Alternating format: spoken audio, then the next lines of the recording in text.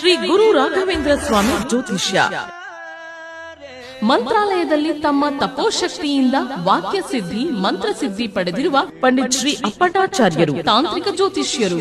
ಶ್ರೀ ಸಾಯಿಬಾಬಾ ಹಾಗೂ ರಾಘವೇಂದ್ರ ಸ್ವಾಮಿಯ ಆರಾಧಕರು. ನಿಮ್ಮ ಸಮಸ್ಯೆಗಳ ಪರಿಹಾರಕ್ಕೆ ಇಲ್ಲಿದೆ ದಿವ್ಯ ಮಾರ್ಗ. ಡಿವೋರ್ಸ್ ಪ್ರಾಬ್ಲಮ್, ಅನಾರೋಗ್ಯ, ಪ್ರೇಮ ವಿಚಾರ, ಸಂತಾನ, ಸಾಲಬಾಧೆ, ಕೋರ್ಟ್ ಕೇಸ್, ವ್ಯಾಪಾರ, ಮಾಟ ಮಂತ್ರ ತಡೆ, ಶತ್ರುಕಾಟ, ಕೌಟುಂಬಿಕ ಕಲಹ, ಇನ್ನೂ ನಿಮ್ಮ ನಿಗೂಢ ಗುಪ್ತ ಸಮಸ್ಯೆಗಳಿಗೆ ಶ್ರೀ ರಾಘವೇಂದ್ರ ಸ್ವಾಮಿಯ ಮೂಲ ಬೃಂದಾವನ ರಹಸ್ಯ ಬಲಿಷ್ಠ ಪೂಜಾ ಶಕ್ತಿಯಿಂದ ಕೆಲವೇ ದಿನಗಳಲ್ಲಿ ಶಾಶ್ವತ ಪರಿಹಾರ ಶತಸಿದ್ಧ. ವಿಶೇಷ ಸೂಚನೆ: ಅಲ್ಲಿ ಇಲ್ಲಿ ಕೇಳಿ ಎಲ್ಲೂ ಪರಿಹಾರವಾಗದ ನಿಮ್ಮ ಸರ್ವ ಸಮಸ್ಯೆಗಳಿಗೆ ಇಲ್ಲಿದೆ ದಿವ್ಯ ಮಾರ್ಗ. ನಂಬಿಕೆಟ್ಟವರಿಲ್ಲವೋ ಈ ರಾಯರ. ನೀವು ಬಯಸುವ ನೆಮ್ಮದಿಯ ಜೀವನಕ್ಕಾಗಿ ಒಮ್ಮೆ ಸಂಪರ್ಕಿಸಿ ಶ್ರೀ ಗುರು ರಾಘವೇಂದ್ರ ಸ್ವಾಮಿ ಜ್ಯೋತಿಷ್ಯ, ಪಂಡಿತ್ ಶ್ರೀ ಅಪ್ಪಟಾಚಾರ್ಯರು. ಫೋನಿನ ಮೂಲಕ ಪರಿಹಾರ. ಮೊಬೈಲ್ ಸಂಖ್ಯೆ 9001111181. ಓಂ ಶ್ರೀ ಗುರು ರಾಘವೇಂದ್ರಾಯ ನಮಃ. ಎಲ್ರಿಗೂ ನಮಸ್ಕಾರ. ಇವತ್ತಿನ ವಿಡಿಯೋನಲ್ಲಿ ಶುಕ್ರವಾರದ ಏಕಾದಶಿಯ ಆಚರಣೆಯ ಬಗ್ಗೆ ನಿಮಗೆ ಮಾಹಿತಿಯನ್ನು ಕೊಡ್ತೀನಿ. ಶುಕ್ರವಾರ ರಮಾ ಏಕಾದಶಿ, ಗುರುವಾರ ದಶಮಿ ಆಚರಣೆ ಇರುತ್ತೆ. ಗುರುವಾರ ದಶಮಿ ಬರುವಂತಹದ್ದು ಕೂಡ ವಿಶೇಷ. ಜೊತೆಯಲ್ಲಿ ಶನಿವಾರ ದ್ವಾದಶಿ ಆಚರಣೆ ಬರುವಂತಹದ್ದು. ಶುಕ್ರವಾರ ಏಕಾದಶಿ ಅಂದ ತಕ್ಷಣ ಕೆಲವರು ಏನು ಮಾಡ್ತೀರಾ ಅಂತಂದರೆ, ಶುಕ್ರವಾರ ಏಕಾದಶಿ ಅವತ್ತೊಂದು ದಿವಸ ಆಚರಣೆ ಮಾಡಿಬಿಟ್ರೆ ಆಗೋಯ್ತು ಅನ್ನೋವಂತಹದ್ದು. ಅವತ್ತೊಂದು ದಿವಸ ಮಾತ್ರ ಉಪವಾಸ ಮಾಡಿದ್ರೆ ಖಂಡಿತ ಏಕಾದಶಿಯ ಸಂಪೂರ್ಣ ಫಲಗಳು ನಿಮಗೆ ದೊರೆಯೋದಿಲ್ಲ. ಯಾವತ್ತೇ ಆಗಲಿ ಏಕಾದಶಿ ಅಂತಂದರೆ ಅದು 3 ದಿವಸಗಳ ಆಚರಣೆಯನ್ನು ಒಳಗೊಂಡಿರುತ್ತೆ. ನೀವು ಗುರುವಾರ ದಶಮಿ ಅಂದಾಗ ಅವತ್ತಿನ ಸಾಯಂಕಾಲ ಒಂದು 5:15 5:15 ಒಳಗಡೆ ರಾಯರ ಮುಂದೆ ದೀಪವನ್ನು ಹಚ್ಚಿ ನೀವು ಸಂಕಲ್ಪ ಮಾಡ್ಕೋಬೇಕು. ಬಲಗೈಯಲ್ಲಿ ಅಕ್ಷತೆಯನ್ನು ಹಿಡ್ಕೊಂಡು ರಾಯರ ಮುಂದೆ ಹೇಳ್ಕೊಳ್ಳೋವಂತಹದ್ದು ಸಂಕಲ್ಪ ಅಂದರೆ, ಈ 3 ದಿವಸಗಳ ನಾವು ಏಕಾದಶಿಯ ವ್ರತ ಆಚರಣೆ ಮಾಡ್ತೀವಿ, ಇಂತಹ ಕಷ್ಟಗಳನ್ನು ಕಳೀರಿ ಅಂತ ಹೇಳಿ ರಾಯರಲ್ಲಿ ಸಂಕಲ್ಪ ಮಾಡ್ಕೋಬೇಕು. ಏನೋ ಕಾರಣಾಂತರಗಳಿಂದ ನೀವು ಬಹಳ ಏನೋ ತೊಂದರೆಗೆ ಸಿಗಾಕೊಂಡ್ರಿ, ಇಲ್ಲ ಡ್ಯೂಟಿಗಳಿಗೆ ಹೋಗಿರ್ತೀರ, ಆಗೋದಿಲ್ಲ ಅನ್ನೋ ಅಂತಹವರು ಅವತ್ತಿನ ದಿವಸ ಸಂಕಲ್ಪ ಮಾಡಿಕೊಂಡಿಲ್ಲ ಅಂದ್ರೂ ಶುಕ್ರವಾರ ನೀವು ಸಂಕಲ್ಪ ಮಾಡಿಕೊಂಡು ಏಕಾದಶಿ ಉಪವಾಸ ಆಚರಣೆ ಮಾಡಬಹುದು. ಆದರೆ ಗುರುವಾರ ರಾತ್ರಿನೇ ಸಂಕಲ್ಪ ಮಾಡ್ಕೊಳ್ದಲೇ ಇರಿ. ದಶಮಿಯ ದಿವಸ ರಾತ್ರಿ ನೀವು ಅನ್ನ ಆಹಾರ ತೆಗೆದುಕೊಳ್ಳೋದಕ್ಕೆ ಬರೋದಿಲ್ಲ. ಸಿಹಿ ಅವಲಕ್ಕಿಯನ್ನು ಮಾತ್ರ ನೀವು ಸೇವನೆ ಮಾಡ್ಕೋಬೇಕಾಗತ್ತೆ. ಒಟ್ಟಾರೆಯಾಗಿ ಹೇಳೋದಾದರೆ ಏಕಾದಶಿ ಅಂತಂದರೆ 3 ದಿವಸಗಳ ಕಾಲ ನೀವು ಆಚರಣೆ ಮಾಡಿದ್ರೇ ಪೂರ್ಣ ಫಲ ನಿಮಗೆ ದೊರೆಯುವಂತಹದ್ದು. ಇನ್ನು ಏಕಾದಶಿಯ ದಿವಸ ನೀವು ರಾಯರ ಮುಂದೆ ಮಾತ್ರ ದೀಪ ಹಚ್ಚಿ ಕೆಲವರು ಉಪವಾಸ ಮಾಡ್ತೀರಾ. ಏಕಾದಶಿ ಅಂತಂದ್ರೇ ಅದು ಶ್ರೀಮನ್ ಮಹಾವಿಷ್ಣುವಿನ ಸ್ಮರಣೆ ಮಾಡುವಂತಹ ಜನ್ಮ ಜನ್ಮಾಂತರದ ಮನುಷ್ಯ ಜನ್ಮಗಳ ಪಾಪಕರ್ಮವನ್ನು ಕಳ್ಕೊಳ್ಳೋದಕ್ಕೆ ನಮಗೆ ಸಿಕ್ಕಿರುವಂತಹ ವರಗಳು ಈ ಏಕಾದಶಿ. ಆ ಏಕಾದಶಿಯನ್ನು ಶ್ರೀಮನ್ ಮಹಾವಿಷ್ಣುವಿನ ಹೆಸರಿನಲ್ಲಿ ಕೂಡ ನಾವು ಆಚರಣೆ ಮಾಡಿದಾಗಲೇ ಅದರ ಸಂಪೂರ್ಣ ಫಲ ಅನ್ನುವಂತಹದ್ದು ನಮಗೆ ದೊರೆಯುವಂತಹದ್ದು.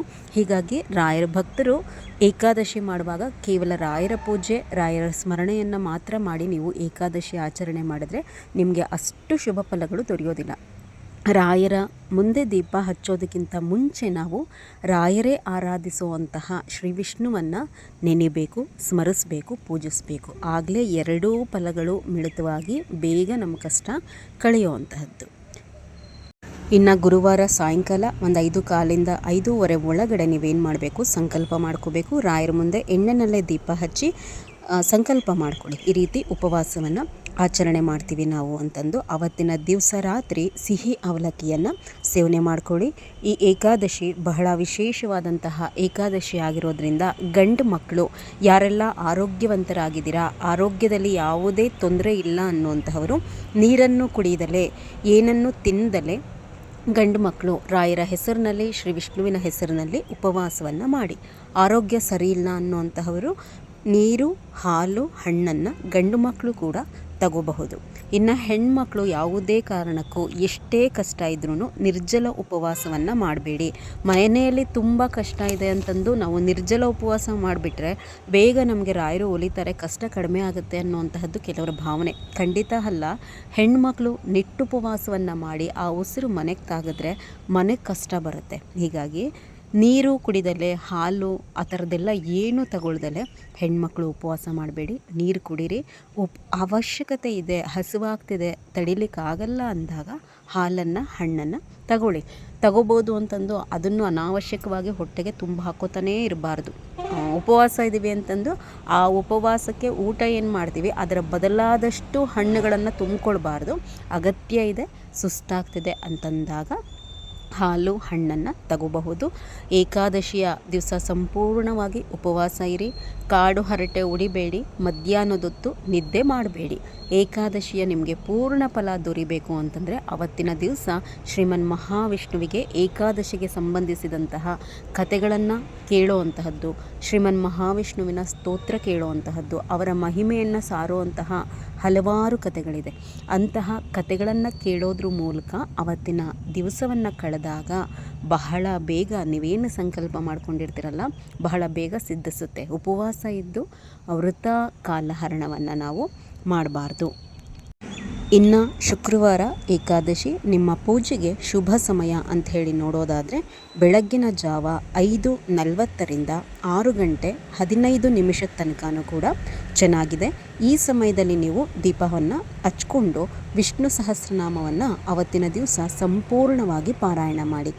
ಶ್ರೀಮನ್ ಮಹಾವಿಷ್ಣುವಿನ ಯಾವ ಸ್ವರೂಪದ ಫೋಟೋ ಇದ್ದರೂ ಕೂಡ ಒರೆಸ್ಕೊಳ್ಳಿ. ಗಂಧ, ಅರಿಶಿಣ, ಕುಂಕುಮ, ಗೆಜ್ಜೆ ವಸ್ತ್ರ ಎಲ್ಲವನ್ನು ಏರಿಸಿ ಸ್ವಾಮಿಗೆ ಸ್ವಲ್ಪ ತಪ್ಪದೆ ತುಳಸಿ ಹೂಗಳನ್ನು ಹಾಕಿ 1 ಮಣ್ಣಿನ ದೀಪ ಇಲ್ಲಾಂದರೆ 2 ಮಾಮೂಲಿ ದೀಪವನ್ನು ತುಪ್ಪದಲ್ಲಿ ಹಚ್ಕೊಳ್ಳೋದಕ್ಕೆ ಸಿದ್ಧ ಮಾಡ್ಕೊಳ್ಳಿ. ಇದಿಷ್ಟು ಶ್ರೀಮನ್ ಮಹಾವಿಷ್ಣುವಿನ ಪೂಜೆಗೆ ನೀವು ಅಣಿ ಮಾಡ್ಕೊಳ್ಳೋಂತಹದ್ದು. ಶ್ರೀಮನ್ ಮಹಾವಿಷ್ಣುವಿಗೆ ಏನಾದರೂ ಹಣ್ಣುಗಳನ್ನು ಅವತ್ತಿನ ದಿವಸ ನೈವೇದ್ಯ ಏಕಾದಶಿಯ ದಿವಸ ತೋರಿಸಬಹುದು. ಇನ್ನು ರಾಯರ ಪೂಜೆ ಅಂತ ಹೇಳಿ ಬಂದಾಗ ರಾಯರ ಫೋಟೋ ಒರೆಸ್ತೀರ, ಗಂಧ ಮತ್ತು ಗೋಪಿ ಚಂದನವನ್ನು ರಾಯರಿಗೆ ಹಚ್ತೀರ.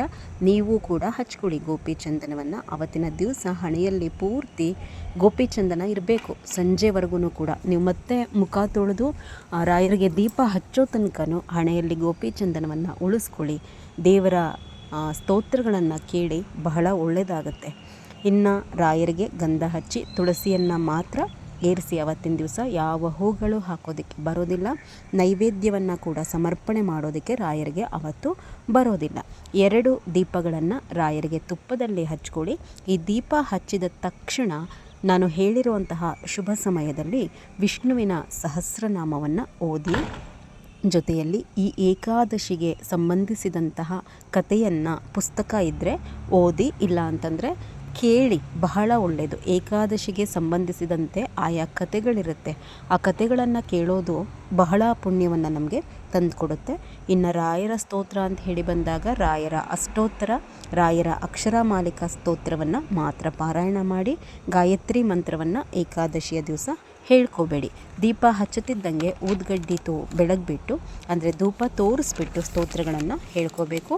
ಸ್ತೋತ್ರವನ್ನೆಲ್ಲ ನೀವು ಹೇಳ್ಕೊಂಡಾದಮೇಲೆ ವಿಷ್ಣುವಿಗೆ ಏನಾದರೂ ಹಣ್ಣುಗಳನ್ನು ನೈವೇದ್ಯವಾಗಿ ತೋರಿಸ್ಬಿಟ್ಟು ಮಹಾಮಂಗಳಾರತಿಯನ್ನು ಮಾಡ್ಕೊಳ್ಳಿ. ಅವತ್ತಿನ ದಿವಸ ರಾತ್ರಿ 8 ಗಂಟೆ ತನಕ ಉಪವಾಸ ಇದ್ದು ನಮ್ಮ ಕೈಲಿ ಆಗೋದಿಲ್ಲಪ್ಪ, ಶಕ್ತಿ ಇಲ್ಲ ಅನ್ನೋಂತಹ ಹೆಣ್ಮಕ್ಳು ಮತ್ತು ಗಂಡಸರು ಸಿಹಿ ಅವಲಕ್ಕಿ ಮತ್ತು ಈರುಳ್ಳಿ ಬೆಳ್ಳುಳ್ಳಿ ಬಳಸ್ದಲೇ ಉಪ್ಪಿಟ್ಟನ್ನು ಮಾಡಿಕೊಂಡು ತಿನ್ನಬಹುದು. ನಮ್ಮ ಕೈಲಿ ಇರಲಿಕ್ಕಾಗೋದಿಲ್ಲ ಅನ್ನೋಂಥವ್ರು, ಇಲ್ಲ ನಮಗೆ ಪೂರ್ಣವಾಗಿ ಶಕ್ತಿ ಇದೆ ಅವತ್ತಿನ ದಿವಸ, ಹೆಣ್ಮಕ್ಳು ಕೂಡ ನಾನು ಹೇಳ್ತಿರೋದು, ನಾವು ಇರ್ತೀವಿ ನಮಗೆ ಶಕ್ತಿ ಇದೆ ಅನ್ನೋಂತಹ ಹೆಣ್ಮಕ್ಳು 8 ಗಂಟೆಗೂ ಸಹ ಉಪ್ಪಿಟ್ಟು ಅವಲಕ್ಕಿ ಏನೂ ಸೇವನೆ ಮಾಡದೆ ಹಾಲು ಹಣ್ಣು ತಗೊಂಡು ಇನ್ನು ಬೆಳಗ್ಗೆ ದ್ವಾದಶಿ ಪೂಜೆ ಆದ ನಂತರ ನೀವು ಆಹಾರವನ್ನು ತಗೋಬಹುದು. ಆಗತ್ತೆ ಅನ್ನೋ ಅಂತಹವರು ಈ ರೀತಿ ಮಾಡಿ, ಆಗೋದಿಲ್ಲ ಅನ್ನೋ ಅಂತಹ ಗಂಡಸರು ಮತ್ತು ಹೆಂಗಸರು ಸಿಹಿ ಅವಲಕ್ಕಿ ಮತ್ತು ಉಪ್ಪಿಟ್ಟನ್ನು ಮಾಡಿಕೊಂಡು ತಿಂದು ಏಕಾದಶಿಯ ದಿವಸ ಚಾಪೆ ಮೇಲೆ ಮಲ್ಕೊಳ್ಳಿ. ಮತ್ತು ಮಾರನೇ ದಿವಸ ನೀವು ದ್ವಾದಶಿ ಪೂಜೆಗೆ ಯಥಾ ಪ್ರಕಾರ ಅಣಿ ಮಾಡ್ಕೊಳ್ಳಿ. ಅವತ್ತಿನ ದಿವಸ ಫೋಟೋ ಒರೆಸೋ ಅಗತ್ಯ ಇಲ್ಲ. ರಾಯರಿಗೆ ಶ್ರೀಮನ್ ಮಹಾವಿಷ್ಣುವಿಗೆ ತುಳಸಿ ಹೂಗಳನ್ನು ಅರ್ಪಣೆ ಮಾಡಿ ಏಕಾದಶಿಯ ದಿವಸ ಎಷ್ಟು ಹೇಗೆ ದೀಪಗಳನ್ನು ಹಚ್ಚಿದ್ರು ಹಾಗೆ ತುಪ್ಪದಲ್ಲಿ ಹಚ್ಚಿ ಅವತ್ತಿನ ದಿವಸ ಕೂಡ ಸ್ತೋತ್ರಗಳನ್ನು ಪಾರಾಯಣ ಮಾಡಿ ಪೂಜೆಯನ್ನು ಮುಗಿಸ್ಕೊಳ್ಳಿ. ನಿಮ್ಮ ದ್ವಾದಶಿ ಪಾರಣೆ ಸಮಯ ಅಂದರೆ ಭಗವಂತನಿಗೆ ನೈವೇದ್ಯ ಇಡೋದಕ್ಕೆ ಮತ್ತು ನಿಮ್ಮ ಪೂಜೆಗೆ ಶುಭ ಸಮಯ ಅಂತಂದರೆ 5:55 6:40 ತನಕನೂ ಕೂಡ ಚೆನ್ನಾಗಿದೆ. ಭಗವಂತನಿಗೆ ಈ ಸಮಯದಲ್ಲಿ ನೈವೇದ್ಯ ಸಮೇತವಾಗಿ ಪೂಜೆಯನ್ನು ಮುಗಿಸಿ ನೀವು 8 ಗಂಟೆ ನಂತರನೇ ಊಟ ಮಾಡಬೇಕು. 8 ಗಂಟೆ ಅಂದರೆ ರಾತ್ರಿ ಅಲ್ಲ, ಬೆಳಗ್ಗೆ 8 ಗಂಟೆ ನಂತರ ಭಗವಂತನಿಗೆ ಒಂದು ನಮಸ್ಕಾರವನ್ನು ಹಾಕಿ ಊಟವನ್ನು ಮಾಡಿ, ಆದಷ್ಟು ದ್ವಾದಶಿಯ ದಿವಸ ಉಪವಾಸ ಇದ್ದವರು ಈರುಳ್ಳಿ ಬೆಳ್ಳುಳ್ಳಿಯನ್ನು ಸೇವನೆ ಮಾಡುವಂತಹದ್ದು ಅಷ್ಟು ಶ್ರೇಯಸ್ಕರವಲ್ಲ. ನೋಡಿಕೊಂಡು ನಿಮ್ಮ ಆಹಾರದಲ್ಲಿ ಈರುಳ್ಳಿ ಬೆಳ್ಳುಳ್ಳಿ ಬಳಸ್ದಲೇ ಏನಾದರೂ ಮಾಡಿಕೊಂಡು ತಿನ್ನಿ. ಇಲ್ಲ ಕೆಲಸಕ್ಕೆ ಹೋಗುವಂತಹ ಹೆಣ್ಮಕ್ಳಿರ್ತೀರ, ಆಗೋದಿಲ್ಲ ಮೇಂಟೈನ್ ಮಾಡಲಿಕ್ಕೆ ಇದೆಲ್ಲ ಅನ್ನುವಂಥವರು ರಾಯರಿಗೆ ಎಲ್ಲವನ್ನು ಸಮರ್ಪಣೆ ಮಾಡಿಬಿಟ್ಟು ಇಷ್ಟೇ ನಮ್ಮ ಶಕ್ತಿ ಅಂತಂದು ಮಾಡಿಕೊಂಡು ತಿನ್ನಬಹುದು. ನಿಮ್ಮ ಮನೆಯ ಪರಿಸ್ಥಿತಿಗಳನ್ನು